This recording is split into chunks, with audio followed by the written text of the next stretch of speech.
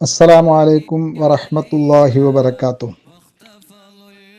ആദരണീയരായ സയ്യിദന്മാരെ, ഉസ്താദുമാരെ, ഈ ഗ്രൂപ്പിൽ സാധാരണ നമ്മൾ വോയിസ് വിടാറില്ല. ഗ്രൂപ്പിൻ്റെ നിയമങ്ങളൊക്കെ അറിയുന്ന ഒരാൾ കൂടിയാണ് ഞാൻ. എല്ലാവരോടും ക്ഷമ ചോദിച്ചുകൊണ്ട് ഈ ചോദ്യത്തിനൊരു ചെറിയ മറുപടി പറയാം. മറുപടി പറയേണ്ടുന്ന ഒരു ചോദ്യമായതുകൊണ്ടും നമ്മുടെ വലിയ വലിയ ഉസ്താദുമാർ, ബഹുമാനപ്പെട്ട റഈസുൽ ഉലമ തവ്വലല്ലാഹു അംറഹു, ഖമറുൽ ഉലമ തവ്വലല്ലാഹു അംറഹു പോലുള്ള വലിയ മഹാന്മാരായ പണ്ഡിതന്മാരുടെയും ഔലിയാക്കളുടെയും വലിയ ഔലിയാക്കൾ കൂടിയാണല്ലോ. അവരുടെയൊക്കെ ആശീർവാദത്തോടുകൂടെ നമ്മുടെ നാട്ടിലേക്ക് കൊണ്ടുവന്ന ലോകത്തിലെ പ്രസിദ്ധനായ ഒരു സയ്യിദും പണ്ഡിതനുമായ ഹബീബ് ഉമർ തവ്വലല്ലാഹു അംറഹു തങ്ങളെക്കുറിച്ച് ഒരു ആരോപണം, സയ്യിദ് കൂടിയാണല്ലോ, ഒരാരോപണം വല്ലാതെ നടക്കുന്നത് കൊണ്ട് അത് നമ്മോട് കഴിയുന്ന രൂപത്തിൽ അവരുടെ ഒരു എളിയ ശിഷ്യനും ദാറുൽ മുസ്തഫയിൽ പഠിച്ച ഒരു വ്യക്തി എന്നൊക്കെയുള്ള നിലക്ക് ഒരു ബാധ്യത എന്ന് കരുതിക്കൊണ്ടാണ് രണ്ട് വാക്ക് പറയുന്നത്. എല്ലാവരും ക്ഷമിക്കുക, അപാകതകൾ വന്നു പോയിട്ടുണ്ടെങ്കിലൊക്കെ ക്ഷമിക്കുക. നമുക്കൊക്കെ അറിയാം, ഞാൻ ആരെയും ഉപദേശിക്കണമെന്ന് ആവശ്യമില്ല, ഒക്കെ വലിയ വലിയ ഉസ്താദുമാരാണ്. എന്നാലും ഒരു തദ്ക്കീർ, നാം വ്യക്തികളെ വിലയിരുത്തേണ്ടത് ആരുടെയെങ്കിലും പ്രസംഗങ്ങൾ കേട്ടുകൊണ്ടല്ല. കള്ള ത്വരീഖത്തുകാരുടെ ഒരു അടയാളമാണ് മഹാന്മാരെ ഗീബത്ത് പറയുക എന്നത്. സഭ്യതയില്ലാത്ത വാക്കുകൾ ഉപയോഗിച്ച് മഹാന്മാരെ ആക്ഷേപിക്കുക, പരിഹസിക്കുക എന്നതൊക്കെ അവരുടെ സ്വഭാവങ്ങളും അടയാളങ്ങളുമാണ്. അത് നാം കേൾക്കാൻ തന്നെ പോകാതിരിക്കുക, അതാണ് നാം ചെയ്യേണ്ടത്. അത്തരം പ്രസംഗങ്ങളും വീഡിയോകളും നാമാണ് കേട്ട് അതിന് വിവേചനം ഉണ്ടാക്കി കൊടുക്കുന്നതും പ്രചരിപ്പിക്കുന്നതുമൊക്കെ. നാം അതിനെ കണ്ണടച്ച് കളയാം. അത്തരം പ്രസംഗങ്ങൾ വെച്ചുകൊണ്ടല്ല നാം ഒരാളെ വിലയിരുത്തേണ്ടത്.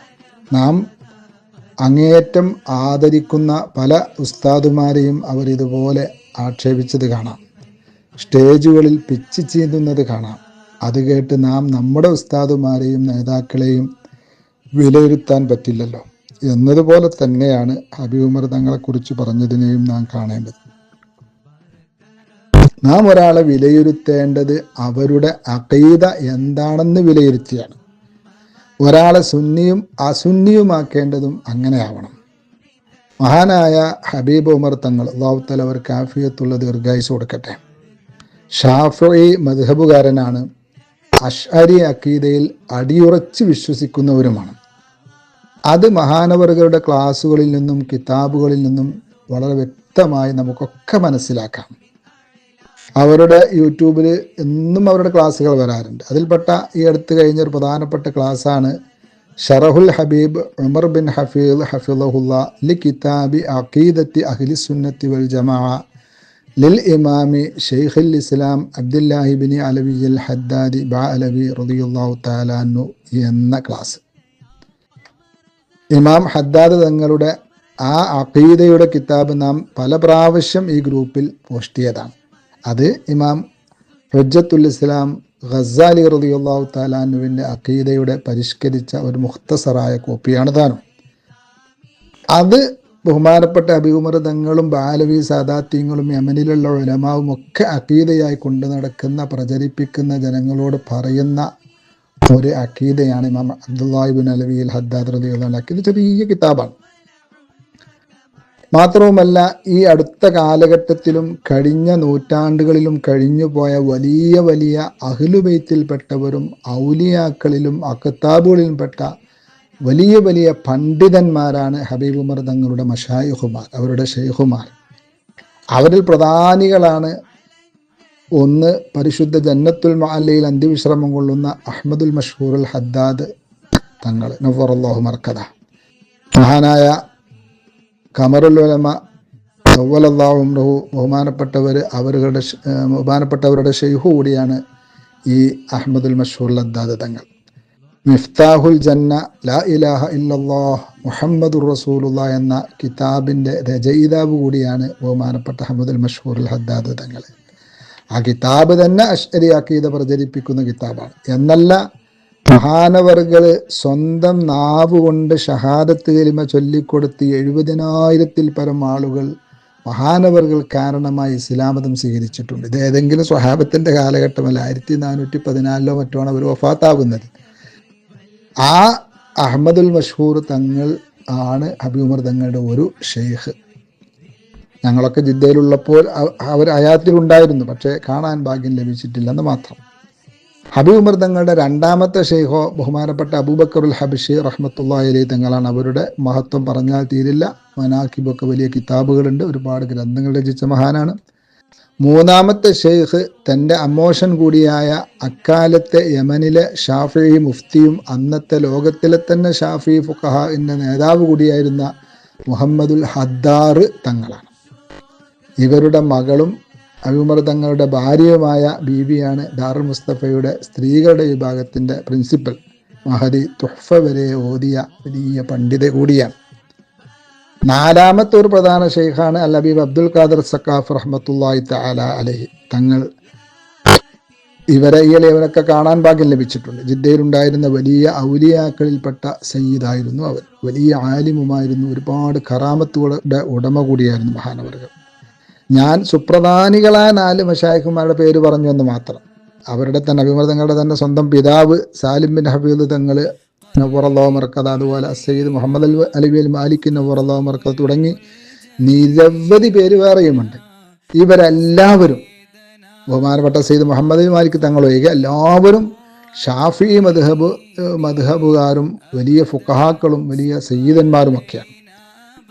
എന്നല്ല, ഹബീബ് ഉമർ തങ്ങളുടെ മശായിഖുന്മാരുടെ പരമ്പര മുഴുവനും, നബി തങ്ങൾ സല്ലല്ലാഹു അലൈഹി വസല്ലമയിലേക്ക് എത്തുന്ന പരമ്പര മുഴുവനും അഹ്ലുബൈത്തായ ഉലമാക്കളാണ്. എങ്ങനെ? അഹ്ലുബൈത്തായ ഉലമാ ആണ്. ചിലപ്പോൾ എന്താവും, നമ്മുടെ മശായിഖന്മാരുടെ ഒക്കെ പരമ്പരയിൽ ആലിമാവും അവർ അഹ്ലുബൈത്തായിക്കൊള്ളണമെന്നില്ല. എന്നാൽ ഇതങ്ങനല്ല, ആലിമായ അഹ്ലുബൈത്താണ് ഇവരുടെ മശായിഖന്മാരൊക്കെ. അതുകൊണ്ട് തന്നെ ആ പരമ്പരയെക്കുറിച്ച് ഇവിടെയൊക്കെയുള്ള മഹാന്മാർ ഉലമാ പറയാർ അസ്സിൽസിലത്തു ദഹബിയ്യ എന്ന. ഇമാം അബ്ദുല്ലാഹി ഇബ്നു അലവി അൽ ഹദ്ദാദ് റളിയല്ലാഹു തആല അൻഹുവിലൂടെ, ഫഖീഹുൽ മുഖദ്ദം റളിയല്ലാഹു തആല അൻഹുവിലൂടെ അങ്ങനെ ആ സിൽസില നബിതങ്ങളിലേക്ക് ചെന്നെത്തുന്നത്. സിൽസില വേണമെങ്കിൽ ഞാൻ താഴെ പോസ്റ്റാം. ഇത്തരം മഹാന്മാരാണ് ഹബീബ് ഉമർ തങ്ങൾക്ക് ഇതിനും ബൈഅത്തും ഹിർഖയും ഒക്കെ നൽകിയത്. അപ്പം ഞാൻ എന്തിനാ ഇതൊക്കെ പറഞ്ഞത്? കറ കളഞ്ഞ അശ്അരി അഖീദ വിശ്വസിക്കുന്ന ഷാഫിഈ മദ്ഹബുകാരനാണ് ബഹുമാനപ്പെട്ട ഹബീബ് ഉമർ തങ്ങൾ. ബഹുമാനപ്പെട്ട ഹബീബ് ഉമർ തങ്ങൾ തന്നെ അവരുടെ നാവിലൂടെ തന്നെ ബൈഅത്ത് തരുന്ന സമയത്ത് ഈ സിൽസില തന്നെ പറയാറുണ്ട്. ഞാൻ പ്രചരിപ്പിക്കുന്ന ദീനേത്, ഞാൻ പറയുന്ന ദീനേത്, ഞാൻ നിങ്ങൾക്ക് തരുന്ന ബൈഅത്ത് ഏത് എന്നൊക്കെ അവർ തന്നെ വ്യക്തമായി ഓരോ മഹാന്മാരെയും പറഞ്ഞിട്ടാണ് ബൈഅത്തൊക്കെ തരൽ. കൂടാതെ ഹബീബ് ഉമർ തങ്ങൾ ബാലവി തങ്ങന്മാരുടെ പരമ്പരയിലുള്ള ഒരു ഷായിബത്തും ഇല്ലാത്ത അഹ്ലു ബൈത്തിൽപ്പെട്ടവരാണ്. മഹാനായ ആരായിരുന്നു? അബ്ദുല്ലാഹി ബിൻ അബ്ദുറഹ്മാൻ ബൽഹാജ് ഫദ്ൽ റഹ്മത്തുള്ളാഹി അലൈഹി തങ്ങൾ പറഞ്ഞത് കാണാം. ദുർതു കസീറൻ മിനൽ ബുൽദാനി കമക്കത്തൽ മുഅല്ലമ വൽ മദീനത്തൽ മുശറഫ. ഞാൻ മക്ക, മദീന പോലുള്ള നിരവധി രാജ്യങ്ങൾ കറങ്ങിയ ആളാണ്. യമനിൽ പോയിട്ടുണ്ട്, അതുപോലെ മറ്റു പല സ്ഥലങ്ങളും. വനദർതു കസീറൻ മിനൽ ഹുജ്ജാജി മിമ്മൻ യഫിദ്ദു ഇലാ ബൈത്തില്ലാഹി അൽ ഹറാം മിൻ അത്റാഫിൽ. ലോകത്തിന്റെ വിവിധ ഭാഗങ്ങളിൽ നിന്നും പരിശുദ്ധ മക്കയിലേക്ക് എത്തുന്ന ഹാജിമാരെയും ഞാൻ കണ്ടിട്ടുണ്ട്. ഞാൻ വസഅൽതു ഗൈറ വാഹിദിൻ മിൻ ഇസ്തിഖാത്തി. അത്തരം ഞാൻ സന്ദർശിച്ച നാടുകളിലൊക്കെ പല മഹാന്മാരോടും ഞാൻ ചോദിച്ചിട്ടുണ്ട്. ഫമാ ദകറൂലി വലാ വജദ്തു ഫിൽ അശ്റാഫി മിസ്ല ആലി ബഅലവി. ഇവരുടെ ഒക്കെ കൂട്ടത്തിൽ ബഅലവി സാദാത്യങ്ങളെപ്പോലെ മഹത്വമുള്ള, അവരെ പോലെ മഹാന്മാരായ സയ്യിദന്മാരെ ഞാൻ വേറെ കണ്ടിട്ടില്ല. ഫിൽ ഇസ്തിഖാമത്തി വൽ ഇത്തിബാഇ ലിൽ കിതാബി വസുന്ന എന്ന് മഹാനവറുകൾ പറഞ്ഞ, അതുപോലെ പല പണ്ഡിതന്മാർ ബാസുദാൻ തങ്ങൾ പലരും പറഞ്ഞിട്ടുണ്ട്. ഇമാം അബ്ദുല്ലാഹി ഇബ്നു അലവി അൽ ഹദ്ദാദ് റളിയല്ലാഹു അൻഹു തന്നെ പറഞ്ഞത് കാണാം. അപ്പം ഇങ്ങനെ അവരൊക്കെ വലിയ പോരിശ പറഞ്ഞ ബഅലവി സാദാത്യങ്ങളിൽപ്പെട്ട സയ്യിദാണ് ബഹുമാനപ്പെട്ട ഹബീബ് ഉമർ തങ്ങൾ. മറ്റൊരു പ്രധാന കാര്യം നാം മനസ്സിലാക്കേണ്ടത്, ബഅലവി സാദാത്യങ്ങൾ ദഅവയാണ് അവരുടെ പ്രധാന ജീവിത ലക്ഷ്യം. ലോകത്ത് ഏറ്റവും കൂടുതൽ ആളുകൾ പരിശുദ്ധ ഇസ്ലാമിലേക്ക് വന്നതും അവരിലൂടെയാണ്. അത് ഇന്തോനേഷ്യ ആവട്ടെ, ഇന്തോനേഷ്യയിലെ ഔലിയാവുത്തിസ പഠിക്കേണ്ടുന്ന മഹാന്മാരെ 9 ആളുകളും യമനിൽ നിന്ന് പോയ ഔലിയാക്കൾ, അവരിലൂടെയാണ് അവിടെ ഇസ്ലാം പ്രചരിക്കുന്നത്. ഇന്ത്യയിലാവട്ടെ ലോകത്തിൻ്റെ എവിടെ നോക്കിയാലും പരിശുദ്ധ ഇസ്ലാം പ്രചരിപ്പിക്കുന്നതിൽ ഏറ്റവും വലിയ പങ്ക് വഹിച്ചവരാണ് ബഹാലവി സാദാത്യങ്ങൾ. ബഹുമാനപ്പെട്ട മമ്മുറന്നങ്ങൾ നവ്വറല്ലാഹു മർക്കദൊക്കെ അവർ പെട്ടവരാണല്ലോ. അവരുടെ ആദ്യത്തെ ഷെയ്ഖായ അൽ ഉസ്താദുൽ ആദം അൽ ഫഖീഹുൽ മുഖദ്ദം റളിയല്ലാഹുവിന്റെ കാലം മുതൽക്ക് ബഹാലവി സാദാത്യങ്ങൾ സ്വീകരിച്ചു പോരുന്ന ഒരു നിലപാട് വസതിയ്യത്താണ്.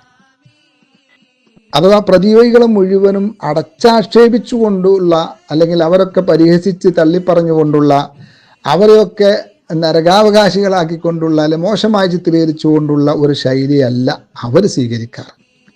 അവരുടെ ശൈലി വിശുദ്ധ ഖുർആനിൽ അല്ലാഹു സുബ്ഹാനഹു വ തആല പറഞ്ഞ ബഹുമാനപ്പെട്ട കലീമുല്ലാഹി സയ്യിദുന മൂസാ നബി അലൈഹി ഇസ്ലാമിനോട് അല്ലാഹു പറഞ്ഞില്ലേ, ഹാറൂൻ നബി അലൈഹി ഇസ്ലാമിനോടും ഇദ്ഹബാ ഇലാ ഫിർഔന ഇന്നഹു തഗ, അള്ളാഹ് തന്നെ സർട്ടിഫൈ ചെയ്യാണ് ഇന്നഹു തഗ. എന്നിട്ട് എന്താ പറഞ്ഞത്?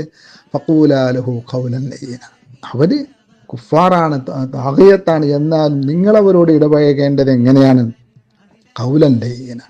എന്താ അതിൻ്റെ കാരണം? അള്ളാഹു ഇത് നമ്മയൊക്കെ പഠിപ്പിക്കാനാണ്, ഖിയാമത്ത് നാൾ വരേക്കുമുള്ളവരെ പഠിപ്പിക്കാനാണ്.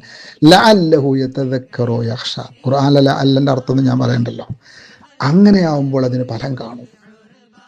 ആ ഒരു ലുത്തുഫിൻ്റെയും ലീനിൻ്റെയും ശൈലി സ്വീകരിക്കുമ്പോൾ അതിന് ഫലം ചെയ്യും. ബഹുമാനപ്പെട്ട സയ്യിദുന മൂസാ നബി അലൈഹി ഇസ്ലാം സയ്യിദുന ഹാറൂൻ നബി അലൈഹി ഇസ്ലാം പറയുന്നുണ്ട് അള്ളാഹിനോട്, റബ്ബനാ ഇന്നനാ നഖാഫു അൻ യഫ്റുത അലൈനാ ഔ നഖാഫു അൻ യഫ്റുത അലൈനാ ഔ അൻ യത്ഗ. അവരാ പേടി പറഞ്ഞതാ. അപ്പം എന്താ അല്ലാഹ് പറഞ്ഞത്? ലാ തഖാഫ ഇന്നനീ മഅകുമാ അസ്മഉ വ അറാ. അല്ലേ, മാഷാ അല്ലാഹ്. അള്ളാഹു കൂട്ടത്തിൽ നമ്മൾ പെടുത്തട്ടെ, അള്ളാഹുവിൻ്റെ തിരുനോട്ടം കിട്ടുന്നവരുടെ കൂട്ടത്തിൽ.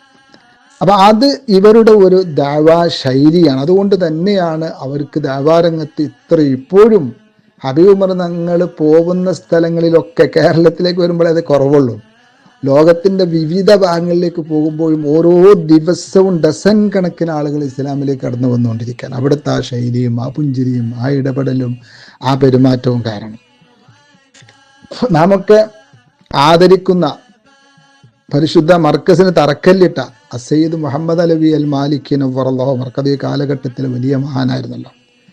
തൻ്റെ അൽ മഫാഹിമു മഫാഹിമു നജിബു അന്തു സഹിഹ, അതുപോലെ അസിയാറത്തു നബവിയ പോലുള്ള കിതാബുകളൊക്കെ പരിശോധിച്ചാൽ അതിലൊക്കെ എമ്പാടും നമുക്ക് കാണാൻ കഴിയും ഷെയ്ഖുൽ ഇസ്ലാം ഇബ്നു തൈമിയ റഹിമഹുല്ലാ എന്ന് പറഞ്ഞ ഷെയ്ഖുൽ ഇസ്ലാമി എന്നുണ്ടാവും, റഹ്മത്തുള്ളാഹി അലൈഹി എന്നുണ്ടാവും, അഷെയ്ഖ് മുഹമ്മദ് ബിൻ അബ്ദുൽ വഹാബ് റഹിമഹുല്ലാ എന്നും ഉണ്ടാവും. ഇത് നിങ്ങൾക്കൊക്കെ എപ്പോഴും കാണാം. പല പ്രാവശ്യം 100 കണക്കിന് പതിപ്പ് അത് ഇറങ്ങിയിട്ടുണ്ട്. പല ക്ലാസ്സുകളിലും മഹാനവറുകൾ തബ്ലീഗുകാരും പിയച്ചവരുമായി വിലയിരുത്തുന്ന ഇന്ത്യൻ പണ്ഡിതന്മാരെ മാലിക്കി തങ്ങൾ മദ്ഹ് ചെയ്യുന്നതും അവരുടെ കിതാബുകളെ ആദരപൂർവ്വം ഉദ്ധരിക്കുന്നതും ഈ എളിയവൻ തന്നെ നേരിട്ട് കേട്ടിട്ടുണ്ട്. അതുകൊണ്ട് തന്നെ മാലിക്കി തങ്ങളുടെ കിതാബുകൾ നമ്മെക്കാൾ ഉപരി വായിച്ചതും ഉപയോഗപ്പെടുത്തിയതുമൊക്കെ ബിദഅകളാണ്. അതൊരു ഹിക്മത്താണ്. ഉദ്ഉ ഇലാ സബീൽ റബ്ബിക ബിൽ ഹിക്മത്ത് എന്ന് പറഞ്ഞ ഒരു ഹിക്മത്ത് അവർ ഉപയോഗിച്ചതാണ്. അതേ ഒരു ശൈലിയാണ് ഹബീബ് ഉമർ തങ്ങളും ഹബീബ് അലി ജിഫ്രി തങ്ങളും ഒക്കെ സ്വീകരിച്ചത്. നിറഞ്ഞ പുഞ്ചിരി സമ്മാനിച്ചും ചേർത്ത് നിർത്തിയും ശത്രുക്കളെയും മിത്രമാക്കി ദഅവ നടത്തുക, അവരിലേക്ക് നമ്മുടെ സന്ദേശം എത്തിക്കുക. അതുകൊണ്ട് തന്നെ നിങ്ങൾ നോക്കുക, ഹബീബ് ഉമർ തങ്ങളുടെ ഒരു പ്രഭാഷണം വരുമ്പോഴേക്ക് 10,000-ങ്ങളാണ് അത് കാണുന്നത്. അത് അവരുടെ ആ ശൈലിയും അവരുടെ ആ ഒരു വസതിയത്തുമാണ്. മാത്രമല്ല 10,000-ങ്ങൾ സുന്നത്ത് ജമാഅത്തിലേക്ക് കടന്നു വരുന്നുമുണ്ട്. മറ്റൊരു വിഷയം കൂടെ നാം ഇവിടെ മനസ്സിലാക്കേണ്ടത്, തബ്ലീഗിനെ ഇന്ത്യക്ക് പുറത്ത് പലരും മനസ്സിലാക്കിയത് ഒരു ദഅവ സംഘമായിട്ടാണ്. ഈ എളിയവൻ ദാറുൽ മുസ്തഫയിൽ പഠിച്ചിട്ടുണ്ട്. ഈ എളിയവൻ കാരണമായി നിരവധി പേർക്ക് അവിടെ പഠിക്കാനും അവസരം ലഭിച്ചിട്ടുണ്ട്. ഈ അടുത്ത കാലഘട്ടം വരെ 100 കണക്കിന് കുട്ടികൾ അവിടെ പഠിക്കുകയും ചെയ്തിട്ടുണ്ട്. അവരോടൊക്കെ ചോദിച്ചാൽ അറിയാം, അവിടെയുള്ള തബ്ലീഗുകാർ അഥവാ തെറീമിലുള്ള തബ്ലീഗുകാരെന്ന് പറഞ്ഞാൽ മൗലിദും സ്വലാത്തും ദിക്റുകളും സിയാറത്തുകളും നടത്തുന്ന തബ്ലീഗുകാരാണ്. മഹാനായ ഹബീബ് ഉമർ തങ്ങളുടെ ഖുലാസയും അവിടുത്തെ മൗലിദായ അള്ളിയാ ഉല്ലാമയും കീഴ്ശയിലില്ലാത്ത തബ്ലീഗുകാരുണ്ടാവുകയില്ല. നമുക്ക് തന്നെ കണ്ട അത്ഭുതം തോന്നും. അവിടുത്തെ ദാറുൽ മുസ്തഫയിലെ ക്ലാസ്സിൽ അവർ പങ്കെടുക്കും. തെറീമിലെ പ്രസിദ്ധ മക്ബറയായ അസംബൽ സിയാറത്ത് ചെയ്യാത്ത തബ്ലീഗുകാർ ഉണ്ടാവുകയില്ല തന്നെ. ദായിഷ് പോലുള്ള ഭീകര സംഘങ്ങൾക്കെതിരെ അവരെല്ലാവരും ഹബീബ് ഉമർ തങ്ങൾക്ക് പിന്നിൽ ഒറ്റക്കെട്ടായി പ്രവർത്തിക്കുന്നവരുമാണ്.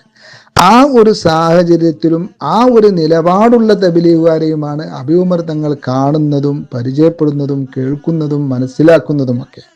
ആ ബാഹ്യമായ തബ്ലീഗിസത്തെയാണ് അവിടുന്ന് പുകഴ്ത്തിയിട്ടുണ്ടാവുക.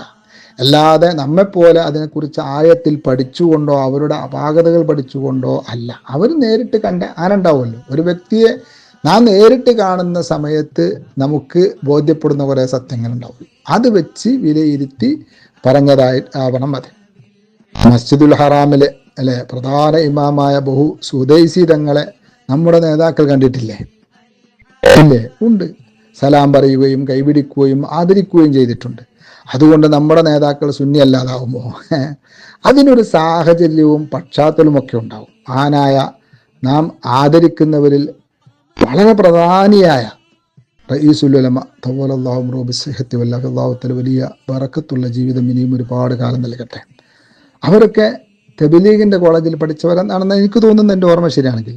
നാം എല്ലാവരും അങ്ങേറ്റം ആദരിക്കുന്ന നമ്മുടെയൊക്കെ സുന്നിസത്തിനുള്ള മർജി കൂടിയായ ബഹുമാനപ്പെട്ട മുഹീസുന്ന പൊന്മള ഉസ്താദ് തവ്വലല്ലാഹു അംറഹു ബിൽ ആഫിയത്തി വസ്സിഹ, അതുപോലെ ബഹുമാനപ്പെട്ട ഷെയ്ഖുൽ ഹദീസ് നെല്ലിക്കുത്ത് ഉസ്താദ് നവ്വറല്ലാഹു മർക്കദ, അതുപോലെ ജിഫ്രി തങ്ങൾ തവ്വലല്ലാഹു അംറഹു, പലരും അവരുടെ സ്ഥാപനത്തിലാണ് പഠിച്ചത് അല്ലേ? അവരൊക്കെ ആ ഉസ്താദുമാരെ ആദരിച്ചിട്ടുണ്ടാകും, അവരുമായി നല്ല രീതിയിൽ വർത്തിച്ചിട്ടുണ്ടാകും. അതുകൊണ്ട് വല്ല കുഴപ്പവും നമ്മുടെ ഉസ്താദുമാർക്കുണ്ടോ? ഇല്ല. അവരൊക്കെ കറകളഞ്ഞ സുന്നീസം, നമ്മൾ അവരെയാണ് സുന്നീസത്തിന് മാതൃകയാക്കുന്നതും അവലംബമാക്കുന്നതും.